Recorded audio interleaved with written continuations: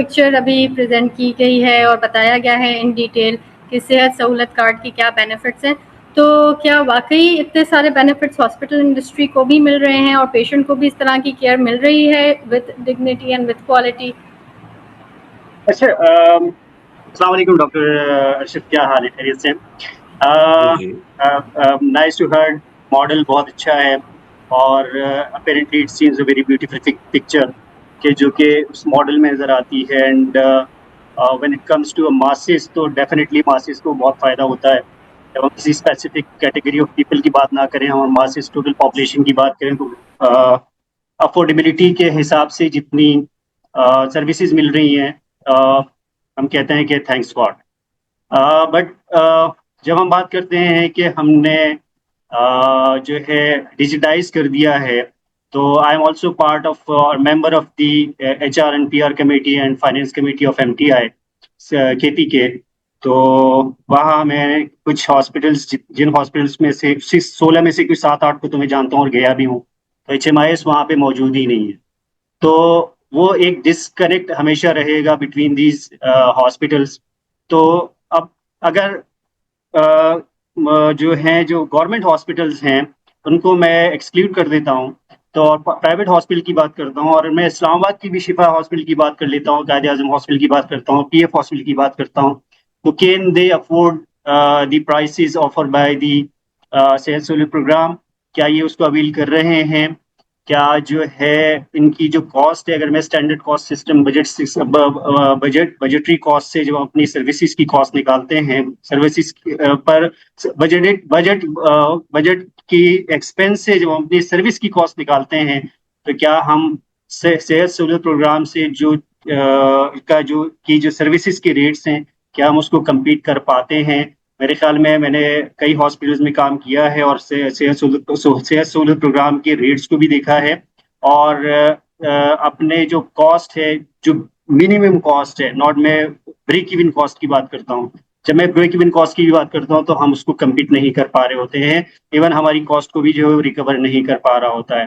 तो for sure जाहिर है, इतने मास स्केल्स पे जब काम करते हैं, तो डेफिनेटली चैलेंजेस आते हैं, और आपको जो है एक मीन और मीडियम वाला रास्ता जो है वो इख्तियार करना पड़ता है। बट जो मॉडल है वो इन प्रैक्टिकलिटी इम्प्लीमेंटेशन परस्पेक्टिव में वो थोड़ा सा नहीं, अच्छा खासा डिफिकल्ट है और चैलेंजिंग भी है, both for hospitals and financer as well. मैं थोड़ा सा फाइनेंशियल पर्सपेक्टिव से भी बात करूंगा। अगेन, इससे पहले भी मैंने बात की कि क्या जो है स्टेट लाइफ को जो प्रीमियम पे किया जाता है, वो जब उसकी क्लेम्स पे करता है, तो दोनों में कितना डिफरेंस है। हम दोनों मॉडल चला रहे हैं, हम नेशनल हेल्थ सिस्टम भी चला रहे हैं, इसके साथ साथ हम इंश्योरेंस को भी जो है UHC पे लेके जा रहे हैं। दोनों की कॉस्ट डेफिनेटली गवर्नमेंट को पड़ रही है, गवर्नमेंट इज फाइनेंसर।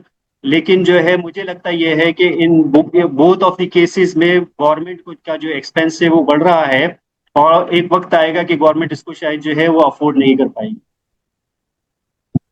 ठीक है, आप कह रहे हैं कि ये फाइनेंशियली वायबल मॉडल नहीं है और एक टाइम आएगा गवर्नमेंट इसको नहीं अफोर्ड कर पाएगी। तो इस पे मैं नासिर साहब के इनपुट जानना चाहूँगी, who is a professor of economics, कि क्या ये मॉडल वाकई में फाइनेंशियली वायबल नहीं होगा, और अगर नहीं होगा तो कौन सा ऐसा मॉडल है which make sense for Pakistan, so that it is a win-win situation for the hospital industry, for the insurance and for the patient?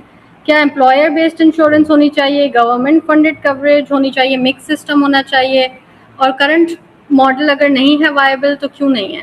Thank you. आमना आमना, अगर आप मुझे इजाजत दें तो मैं जी नासिर जी साहब की गुफ्तगू से पहले 2 मिनट की गुफ्तगू कर लूं। जी जी बिल्कुल सर, आप पहले बात करें, फिर हम नासिर साहब के कमेंट्स ले लेंगे। जी, बहुत शुक्रिया। पर नासिर साहब को कमेंट करने में जरा आसानी रहेगी, मैं उनको भी आसानी मुहैया करना चाह रहा हूँ, और ये कि मैं खुद भी जो है वकार भाई के सवाल ना भूल जाऊं, ये गुजारिश थी मेरी। अच्छा, तो इसमें मैं तीनों बातों का बड़ा आसान करके बता देता हूँ। पहला जो है वो पूछ रहे थे डिजिटाइजेशन के बारे में। बात उनकी ठीक है कि आज भी बहुत सारे हॉस्पिटल्स में HMIS मौजूद नहीं है, लेकिन जहां तक हमारे सिस्टम का ताल्लुक है, हम कोई मैनुअल क्लेम किसी अस्पताल से, चाहे वो सरकारी हो या गैर सरकारी हो, चाहे वो डेरा बुगटी में हो या कोयटा में हो, हर जगह हम डिजिटाइज ही वसूल करते हैं। और डिजिटल हमारा सिस्टम पूरी तरह डिजिटाइज काम करता है। बहुत से अस्पतालों ने अच्छे से अपने HMIs बना लिए हैं, बाकी लोगों को हम इनकरेज कर रहे हैं, लेकिन हम जो है हमारे प्रोग्राम की हद तक क्लेम लॉन्च होने से लेकर हर प्रिस्क्रिप्शन तक हमारे पास हर चीज डिजिटाइज आती है और मजीद इसमें ज़ाहिर है कि इम्प्रूवमेंट की गुंजाइश हमेशा होती है। दूसरी बात जो मैंने सवाल किया कि क्या ये जो 2-4 अस्पतालों के नाम लिए इस्लामाबाद के हवाले से हैं, मैं आपको वैसे मुल्क की बुनियाद पे बता देता हूँ कि 10 से 11 हॉस्पिटल हैं पाकिस्तान भर में, जिन्हें मैं प्यार से ब्रांडेड हॉस्पिटल कहता हूँ। आगा खान है, शिफा है, RMI पेशावर में है, डॉक्टर हॉस्पिटल लाहौर में है, और जिन 2-3 अस्पतालों का मेरे भाई नाम ले रहे थे इस्लामाबाद में है, ये ब्रांडेड हॉस्पिटल हैं, जहां आपको एक आम कमरा जो है वो सरीना के होटल से महंगा मिलता है। कमरा तो वही होता है, लेकिन ये कि वो महंगा मिलता है, उनकी अपनी प्राइसिंग है, उनकी अपनी नीश है। वी रेस्पेक्ट देयर मॉडल, वो जो भी मुनासिब समझते हैं।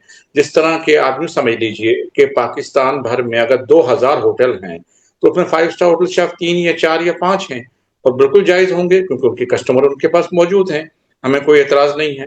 लेकिन जो बाकी 1000 हॉस्पिटल या बाकी जो 1995 होटल्स पाकिस्तान में काम कर रहे हैं, वो फुली फाइनेंशियली वायबल काम कर रहे हैं। वो एक तरफ कस्टमर को सेटिस्फेक्शन भी मुहैया कर रहे हैं, क्वालिटी सर्विसेज भी दे रहे हैं अपने कस्टमर को, और साथ ही अपने फाइनेंसेस और अपने कैश फ्लो भी बहुत अच्छे से मैनेज कर रहे हैं। और वकार साहब क्योंकि खुद CFO हैं एक मुतालिका अस्पताल को, उन्हें अच्छे से पता है कि कोई भी बिजनेस अगर अपना कैश फ्लो मैनेज ना कर सके तो फौरी तौर पे डाई डाउन हो जाता है। बहुत टाइम नहीं लगता हेल्थ केयर में, खास तौर पे क्योंकि हेल्थ केयर में वैसे भी जो कॉस्ट इन्फ्लेशन है वो 2x ऑफ CPI होता है।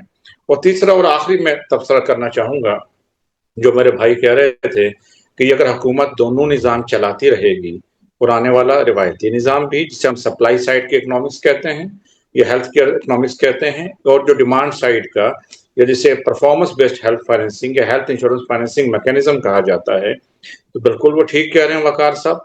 देखिए, जब भी कोई कौमी सतह पे, नेशनल लेवल पे कोई निज़ाम तब्दील होता है, तो एक जर्क से और नी जर्क से नहीं होता। दोनों सिस्टम जो हैं साथ साथ काम करते हैं, और आहिस्ता आने वाले टाइम के साथ पुराना सिस्टम अपनी जगह छोड़ता रहता है और नया सिस्टम आगे बढ़ता रहता है। और जो आखिरी सवाल का, इनके तीसरे सवाल का जो आखिरी हिस्सा था, ये प्रोग्राम इंतहाई वायबल है, फाइनेंशियली तो बहुत ही ज़्यादा सस्टेनेबल है, जिसकी कोई मिसाल नहीं है। ये सवाल मुझसे इंटरनेशनल फोरम पे भी होता है, कैबिनेट में भी होता है, मीडिया फोरम में भी, हर जगह मैं सवाल का दर्जनों दफा दिन में जवाब देता हूँ। मैं आपके जानने वालों के लिए, सुनने वालों के लिए बहुत आसान कर देता हूँ।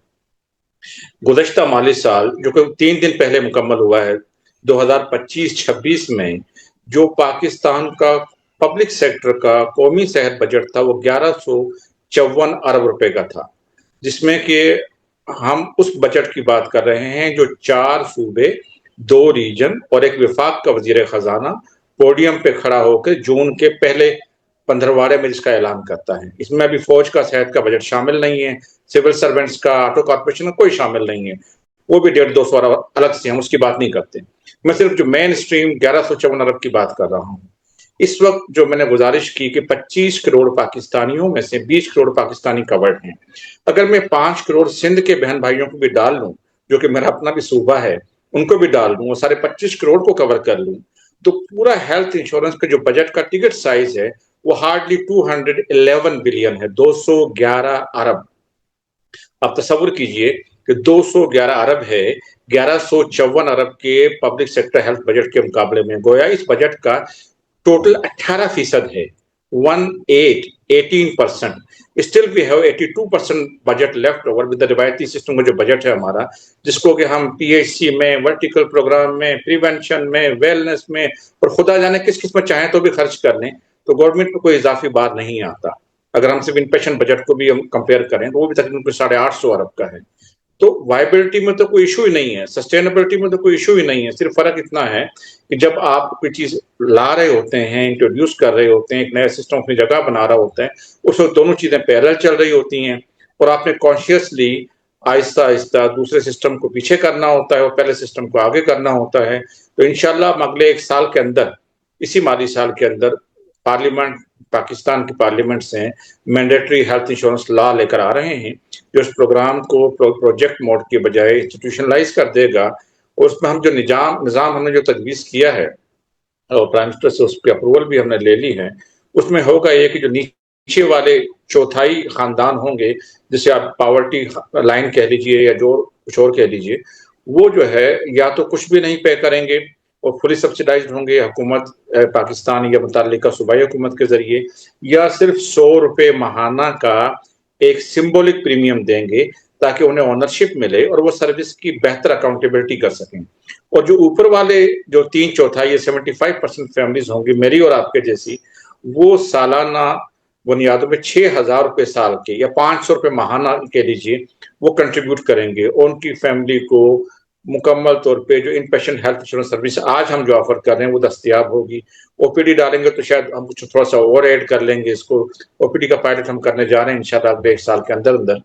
तो आप उस सूरत के अंदर हम प्रोग्राम को इस तरह से डिजाइन किया हमने, और जो मजीद मॉडल करने जा रहे हैं वहां हम ये करने जा रहे हैं कि गवर्नमेंट की ट्रेजरी को प्रैक्टिकली जीरो नहीं तो जीरो के करीब करने जा रहे हैं हेल्थ इंश्योरेंस पर। ये निज़ाम खुद जो हो, अगर 1 रुपया लिए बगैर हुकूमत पाकिस्तान से पुराने निज़ाम को तो हम डिसमेंटल करेंगे ही आने वाले वक्त में, क्योंकि वो ऑलरेडी इतना वर्केबल नहीं है, तो उसको करेंगे और साथ साथ इस प्रोग्राम को इतना सेल्फ सस्टेन करेंगे शायद हमें हुकूमत से भी कम ही पैसे लेने की जरूरत पड़े, सिवाय इसके कि अगर वो गरीबों की सब्सिडी देना चाहें या दूसरी सूरत में क्रॉस सब्सिडाइज कर लेंगे। शुक्रिया।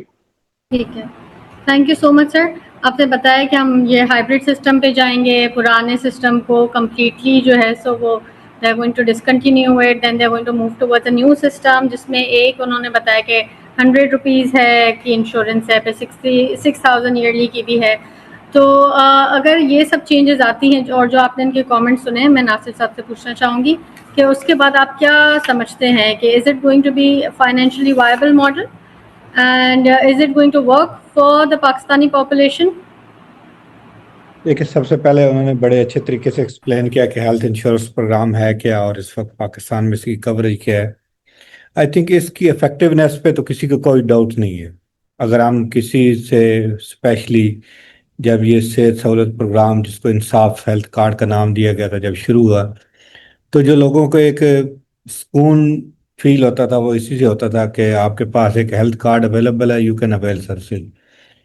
बट यहाँ से आगे जब हम बात करते हैं तो क्वेश्चंस आना शुरू हो जाते हैं।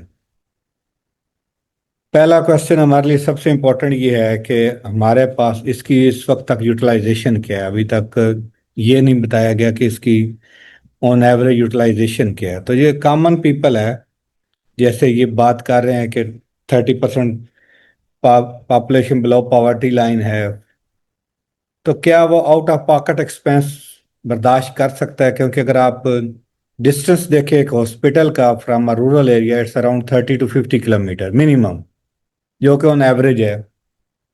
उसने वो ट्रैवल भी करना है, उसने प्राइवेट हॉस्पिटल में अगर जाके उसने ट्रीटमेंट करवानी है तो ही हैज़ टू पे extra burden in term of the wages and the accommodation of traditional person. तो ये वो सारे कंसर्न हैं जिस पे पाइड ने एक बड़ी कंप्रिहेंसिव स्टडी की थी जब ये पायलट किया गया था पहली दफ़ा फैसलाबाद में। उसकी फाइंडिंग भी अवेलेबल है। अभी पिछले 2 सालों में पाइड ने कंप्रिहेंसिव दोबारा से सहूलत प्रोग्राम को इम्प्लीमेंटेशन पॉइंट ऑफ व्यू से भी एवेलुएट किया और इसकी इफेक्टिवनेस की पॉइंट ऑफ व्यू से। तो कुछ कंसर्न है जिसको एड्रेस करने की जरूरत है, otherwise it's a very effective programme और वी मस्ट इनकरेज दैट। जहां तक दूसरी बात है कि इसकी फाइनेंशियल सस्टेनेबिलिटी, क्योंकि देखिए अब ये एक प्रोविंशियल डोमेन है, प्रोविंसेस की ओनरशिप के साथ तक इस पूरे प्रोग्राम में अवेलेबल है, ये हमेशा क्वेश्चन रहता है। क्योंकि फेडरल गवर्नमेंट ऑलरेडी सफर कर रही है अंडर BISP के 800 बिलियन रुपए वो वहाँ पे कर रहे हैं, जो कि अंडर NFC उनके लिए बड़ा डिफिकल्ट हो रहा है सस्टेन करना।